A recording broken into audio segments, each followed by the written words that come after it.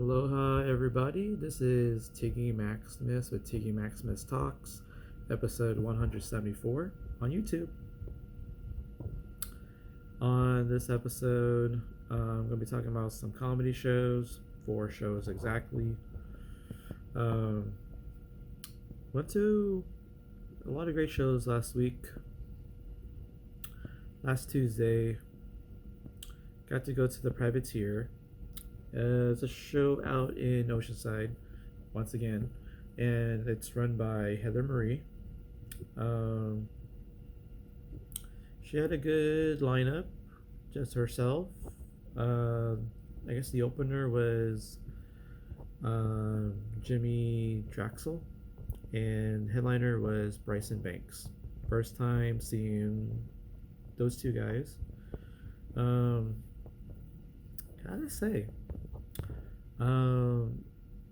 so Heather Marie, I think she had kind of the same material from before. Kind of talked about cell phone technology in regards to her grandmother, mother, and how the two doesn't really match. Um,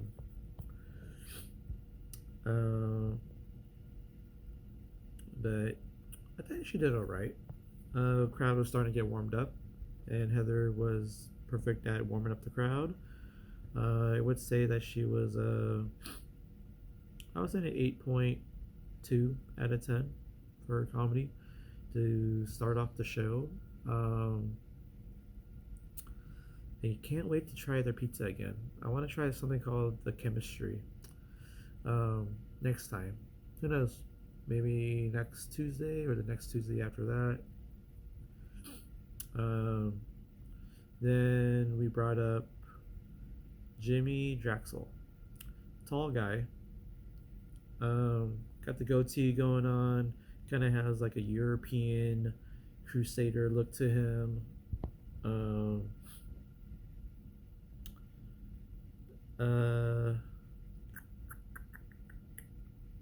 So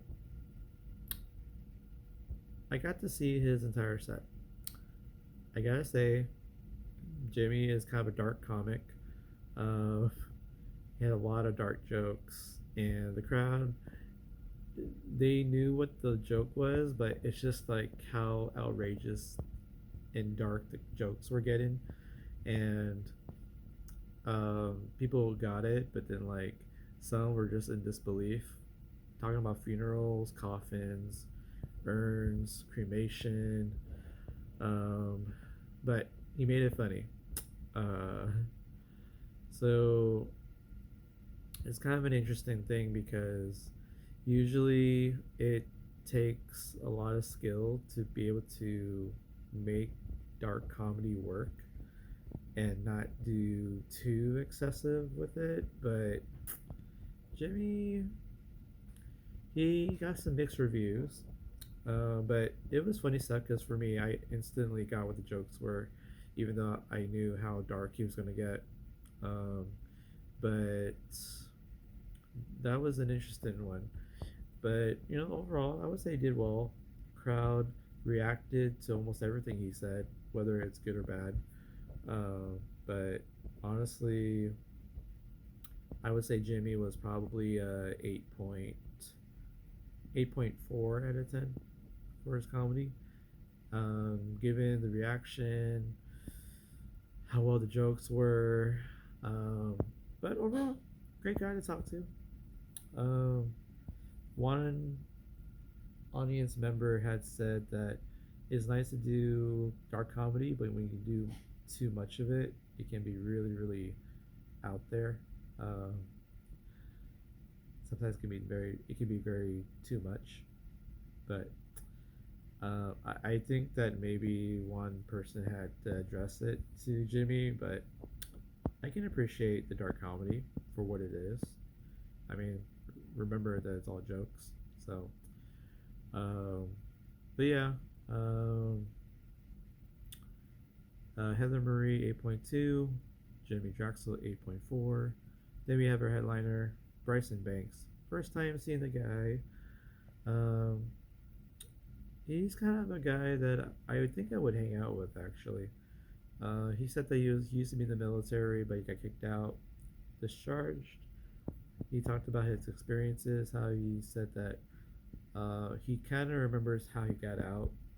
I don't know if it was much of an exaggeration, but he said that he had a device or an equipment that fell out from his bunk bed or his bed or something, and his superior officer had seen it because the superior officer was doing, I guess, bed checks or something. So, and when Bryson was trying to explain what this equipment was, and then he just blurted out something um, like something that will kind of get you to rush out of there pretty quickly, whether if you talk about being a homosexual or something homoerotic.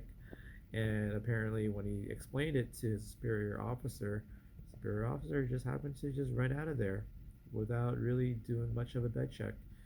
So that got people laughing because of how Bryson told that story. Um, Honestly, he got better as the set went along. It it was sort of slow for the first minute or two, but it picked up afterwards, and he just had a lot of great jokes and great storytelling and stuff. And people started laughing throughout, and they enjoyed it.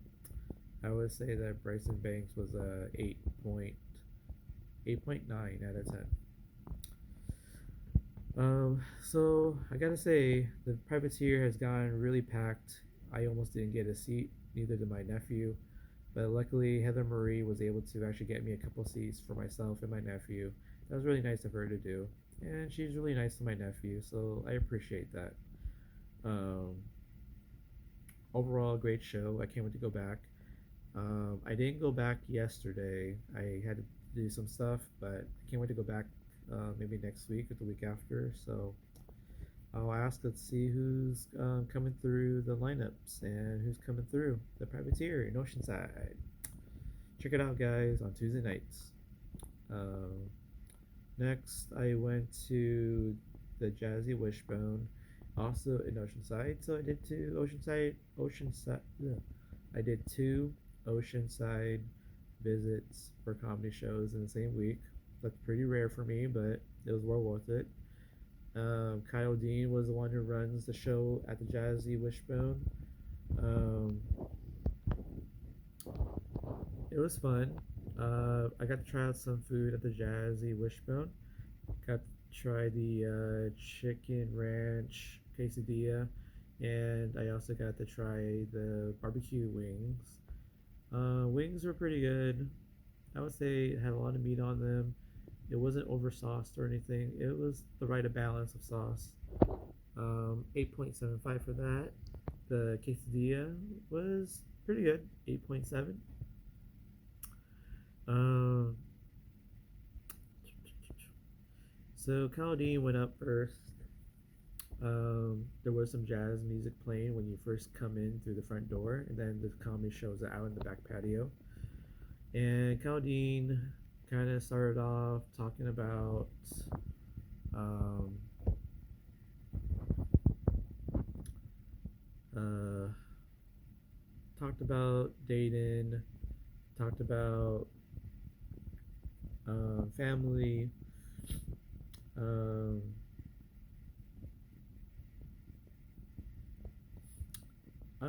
crowd that was there. They liked him. I liked him, and it got some laughs from the crowd. It wasn't like a big ovation of laughs or anything, but it was um, it was a good set. Finally got to see Kyle Dean perform. I missed it because of the car accident at the Turquoise Europa Cafe. Uh, I'm still working on that, guys. Anywho, uh, Kyle Dean, I want to say was an 8.1, 8.1 out of 10 for his comedy. Um, then he brought up, I believe it was Tommy Lacerdo. Um, He talked about being from prison. He got out. Um, uh, Talked about dating too, and then I think he talked about maybe ex girlfriend that keeps calling, wants to get back with him. Um, and he did some crowd work while talking about ex girlfriends in prison. And he does mention the word cavity. Cavity as in the dentist, but also can be construed as the cavity in prison when you're trying to hide stuff. Uh, but we got some good laughs from the crowd. I would say Tommy was a 8.4 out of 10 for his comedy. Um, uh, I believe Tommy had addressed me, or maybe Kyle Dean. I think it might have been Tommy, but it said like, I'm like at all the shows, all the comedy shows. That's kind of cool for him to bring up. Um, but yeah, 8.4 out of 10 for Tommy Lacerda. I believe we also had, um, I think it was a guy by the name of David Utfelder. First time seeing him, um, he started off with a really funny joke, and then it kind of got chilled for a few minutes at a time, and then it kind of picked up with some funnier jokes, and then chill time and more funny jokes. Um, but great guy. Uh, I introduced myself to him, um, and crowd. I would say the crowd liked him. I would say he was 8.4 out of 10. Then we got, I think it was Rosalie Rosal. I've seen her around. I've seen her at Madhouse before. I've seen her do open mics at the Madhouse. She does work at the Mic Drop Comedy Club. Um, and she has some funny jokes. She talks about being mixed. She's part, I guess, part Filipina and part Latina and Filipina. So she talked about dating and she talked about prayer. Um, she talked about how she always rolls over to the side, prays, and then she's always like a good person again. I guess that's maybe how it works with praying and being like a newfound good person or a newfound virgin or something, something like that. Um, there's some stuff that she was trying to work on, but she got some people to laugh. She had a few good jokes. I want to say that she was a 8 out of 10. Let's see. Hmm. And then we did have Morgan Linwall. Uh, Guy did a great job. He did talk about dating. Um, he did talk about black people though, and I guess that might have been like um, talking about roommates or just the people he's encountered. Um, and he had to explain himself about the whole black mention. So um, he had some quiet moments, but then it did kind of pick up more towards the end. Um, I would say he was a 8.2 out of 10 for his comedy. Um, and then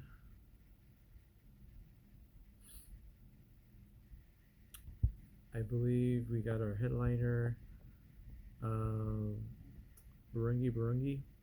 Guy was from like Seattle, Washington. I've seen his flyers around, and at some point I was gonna probably see him at some point, but uh, he had some really funny jokes. He talked about how he helps out his mom or grandmom over in, I think he said, Nigeria, but he can't fly back because it's too expensive. Um, he did have this one funny joke that I can remember. It was cheap ways to travel, and he had Googled it, and apparently he went through like 11 pages deep into his Google search and found that you can go on a boat to travel. And apparently he said, yeah, he is never ever gonna get on a boat to go back home.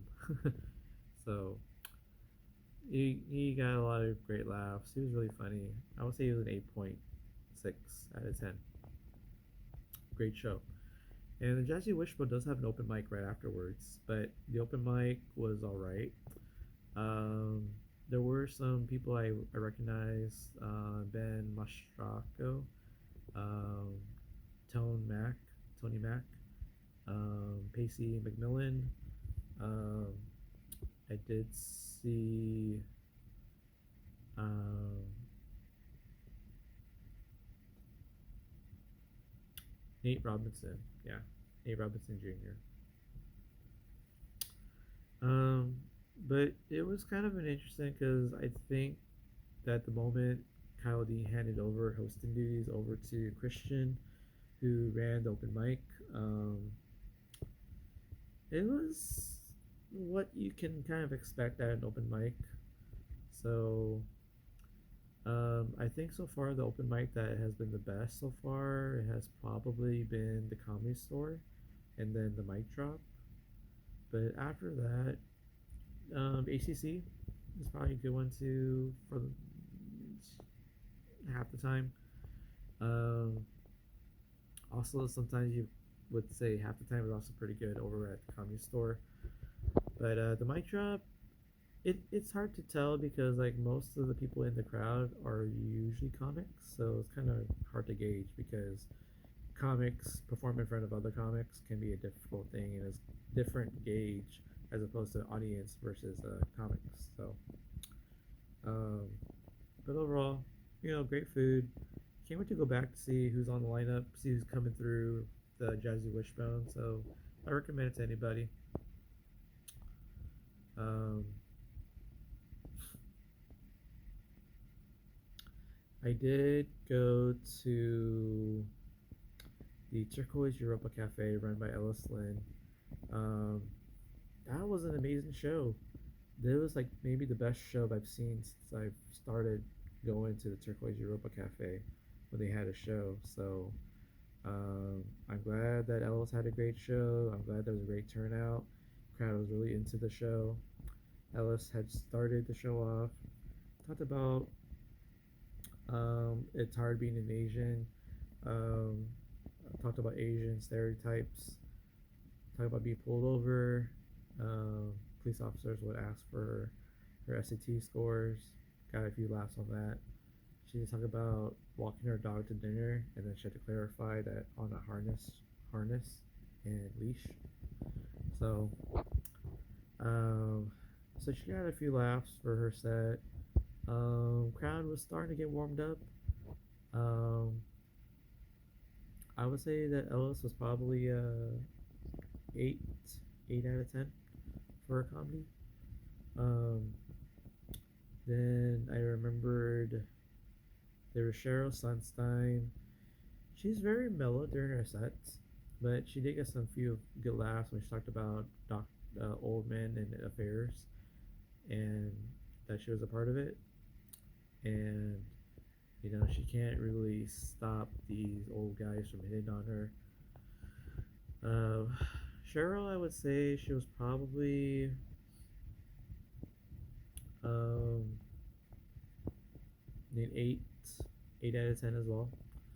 Um, then I believe we had Dalina Horchata. Um, she talked about how she broke her leg by virtue of mosh pitting, the mosh pit, and how she had someone like pick her up because she fell down and she realized she broke her leg. Um, that's tough actually to hear, but she made it funny, and she's just mostly doing like crowd work and just storytelling. So Um, but I would say she was 8 out of 10 for hers. Um, then we had Mimi Harris.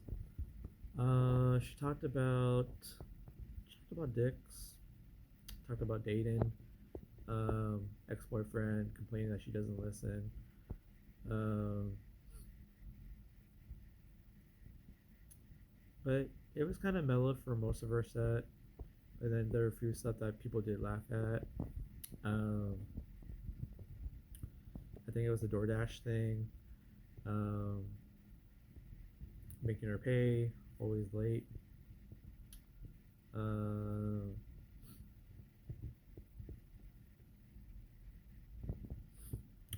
I would say that Mimi was probably a 7.5 out of 10 for her comedy. Um, and then we got to Gordon Downs. Wow, that was amazing because he had told jokes about his job, dating, talked about the portraits behind him, talked about Uber Eats, and he had some great tie-ins to like now that when this comedy set is over, he has to go and deliver food. He has four food orders waiting in the car. um, and then he tried to do some crowd work with people out in the lobby, and then scared off some people. Apparently, there was a couple that came in and trying to introduce him to get them to sit down, but unfortunately, they ran out of the cafe, and but that was pretty interesting though, and he was easily the best comic of the night. I would say he was probably an 8.9 out of 10. Um, just doing the crowd work and just talking about mentioning Uber Eats, was still in his car. He still has to deliver while he's delivering this 10-minute set. So, um, I've been waiting for those type of jokes coming from Gordon Downs because I know he's funny, but like I wanted to do it where he can actually kind of incorporate like the crowd work and stuff because I do want to hear jokes, but also it's always great to incorporate crowd work. So I would say that was his best set that I've ever seen. So yeah, 8.9 for Gordon Downs. And then we had Josiah Moreno. He talked about how he looks like Pee Wee Herman and Paul Rubens. That got a lot of laughs, and the way that he does a slowdown of his delivery is always great because it lets people like realize what the joke is, and not go on to another joke and people just forget it and they're trying to catch up. So I would say Josiah Moreno was 8.5 for his comedy. And then I believe the last person to go up, I believe it was Carla Amador. Hers was like a decent set, although it was kind of chill, but she was talking about um, childhood experiences and have you ever had this, and then it was mostly chill for most of her stuff, talking about family and stuff like that, and um, I would say she was about a 7.8 out of 10 for her comedy. Um, and what's the weird thing about this whole thing is that as great as the crowd was for the entire night, but like um, for some strange reason, I I knew something was off, and it was my food. And because I say that because I ordered the beef medallions, which I did have at home actually. The reason why I had it at home was because the lady who was running the restaurant gave my order to somebody else in the cafe, and I never got my food. So she apologized and she made my food fresh, and I couldn't eat it right away because I had to go to another show, the mic drop. So by the time I got home from the mic drop, I actually was able to eat the beef medallions. I gotta say it was pretty good. Good chunks of beef. I'm glad I had it. Um, so So yeah, that was pretty awesome. Um, uh,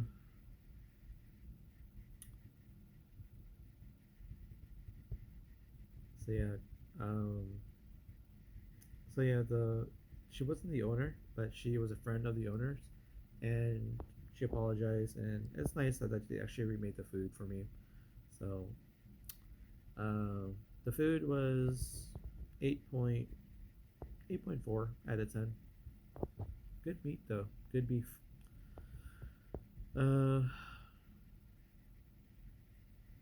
it was over saffron rice, by the way, and some lettuce. Um, but overall, you guys should go to the Turquoise Europa Cafe on Fridays when they have the comedy show. Just just follow Ellice Lin and she'll mention um, when those shows are out, and I can't wait to go again. Uh, and then after I took some photos of all the comics, and I needed to hurry over to the mic drop because Tyler Grate was performing. He was the headliner. He had Lucy Love hosting, so she went up first. She had a few jokes that were kind of new, but then I remember some other stuff was kind of old stuff. Crowd was kind of into her stuff. She was about an 8.2 out of 10 for her comedy. And then Tommy Lacerdo came up.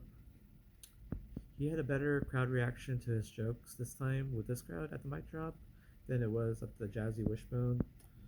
And when he started talking about cavities and prison and how there's like a double meaning behind it, because you think of prison and cavity versus having a cavity in your mouth. But I guess when you can kind of blur the lines, people just think one thing and they instantly laugh because they're thinking it's that, but it's really kind of the other thing. But when you mention those words, it's a trigger for the crowd and they laugh instantly. Honestly, Tommy Lacerdo did pretty well. I would say he was an 8.5 out of 10.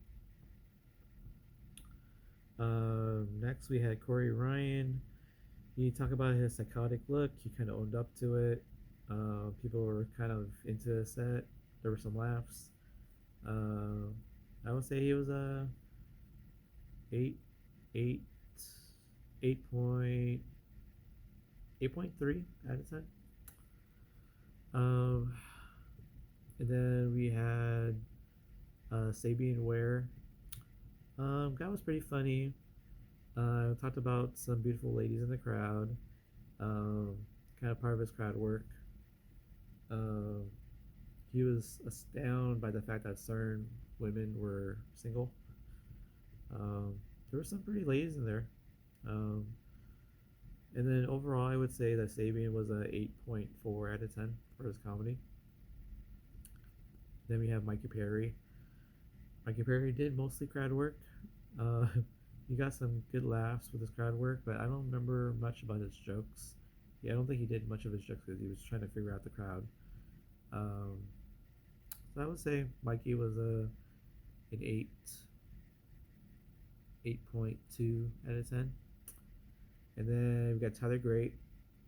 He came out with an accent, and then he told that he doesn't talk like this. Actually, got a lot of laughs, and I think he went on for at least 45 minutes or something.